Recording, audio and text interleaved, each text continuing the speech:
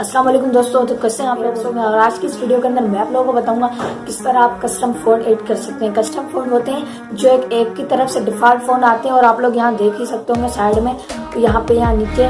तो custom phone app होते हैं जो हमें अलग से डाउनलोड करने पड़ते हैं, जो हमारे पसंदीदा, जो हमें अच्छे लगते हैं। और आज ही मैं आपको सिखाऊंगा पिक्सल लैब के अंदर आप किस तरह डाउनलोड कर सकते हैं और ऐड कर सकते हैं। तो बिना किसी टाइम वेस्ट के आज की वीडियो को स्टार्ट करते हैं। अभी तक आपने हमारे चैनल को सब्सक्राइब नहीं किया तो सब्सक्राइब जरूर कर लें, बेल आइकन को प्रेस क्लिक कर लें ताकि नई आने वाली ऐसी रिलेटेड इससे रिलेटेड वीडियोस का नोटिफिकेशन आपको मिलता रहे। तो चलिए स्टार्ट कर दिए, स्टार्ट करते हैं। अगर अच्छी लगे तो लाइक जरूर कर देना। लाइक